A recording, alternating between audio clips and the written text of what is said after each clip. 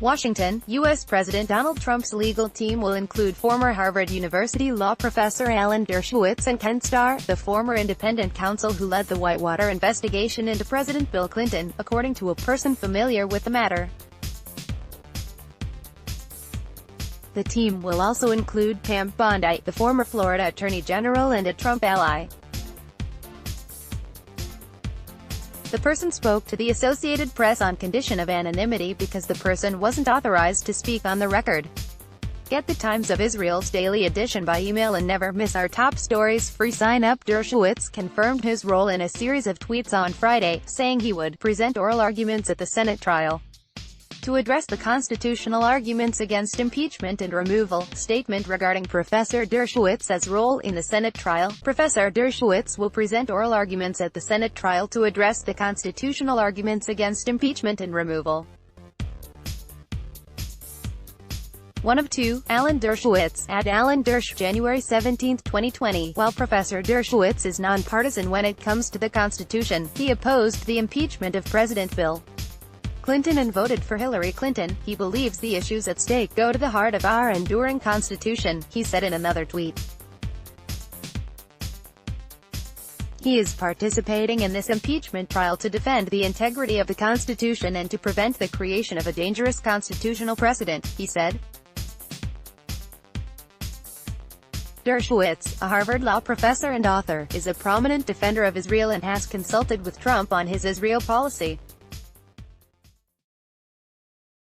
He has appeared on cable news as a defender of Trump during the recent impeachment crisis, and is often touted by the president's defenders as a liberal who is defending a conservative president on principle. With past clients including convicted sex offender Jeffrey Epstein, O.J. Simpson, film director Roman Polanski and Mike Tyson, Dershowitz is probably the best-known lawyer to the stars in the United States. President Donald Trump speaks to attorney Alan Dershowitz, right as he arrives for Christmas Eve dinner at Mar-a-Lago in Palm Beach, Florida, Tuesday, Dec. 24, 2019. AP photo, Andrew Harnack. The additions give the president additional experience both in constitutional law and in the politics of impeachment. Starr's investigation into Clinton's relationship with former White House intern Monica Lewinsky helped set in motion Clinton's impeachment, the last such case before Congress. White House counsel Pat Cipollone and Trump personal lawyer Jay Sekulow are expected to have the lead roles on the defense team. Other members include Jane Raskin, who was part of the president's legal team during special counsel Robert Mueller's Russia investigation, and Robert Ray, who was also part of the Whitewater investigation. Trump faces 2 charges after the House voted to impeach him last month. 1. That he abused his presidential power by pressuring Ukraine to investigate Democratic rival Joe Biden, using military aid to the country as leverage. Trump is also charged with obstructing Congress's ensuing probe. The U.S. Senate opened the trial on Thursday and senators were sworn in as jurors. The trial resumes Tuesday. The trial, only the third such undertaking in American history, is unfolding at the start of the election year, a time of deep political division in the nation. 4 of the senators sitting in judgment on Trump are running for the Democratic Party's nomination to challenge him in the fall. President insists he did nothing wrong, and he dismissed the trial anew on Thursday at the White House. It's totally partisan. It's a hoax. Eventual acquittal is expected in the Republican-controlled Senate. However, new revelations are mounting about Trump's actions toward Ukraine.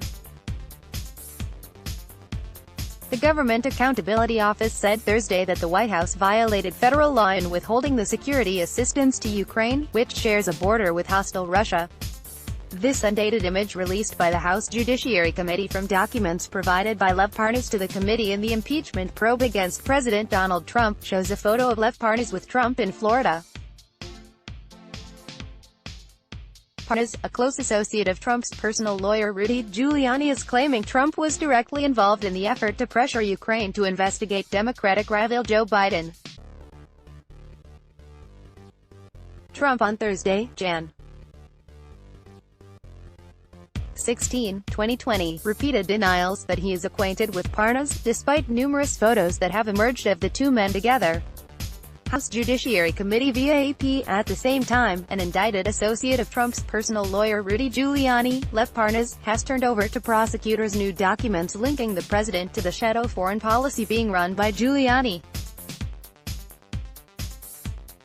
The developments applied fresh pressure to senators to call more witnesses for the trial, a main source of contention that is still to be resolved. The White House has instructed officials not to comply with subpoenas from Congress requesting witnesses or other information. The Senate will issue a formal summons to the White House to appear, with the president's legal team expected to respond by Saturday. Opening arguments will begin on Tuesday. The president suggested recently that he would be open to a quick vote to simply dismiss the charges, but sufficient Republican support is lacking for that. Instead, the president's team expects a trial lasting no more than 2 weeks, according to senior administration officials. That would be far shorter than the trial of Clinton, in 1999, or the first one, of President Andrew Johnson, in 1868.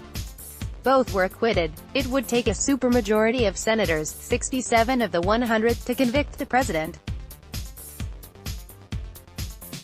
Republicans control the chamber, 53 to 47, but it takes just 51 votes during the trial to approve rules, call witnesses, or dismiss the charges.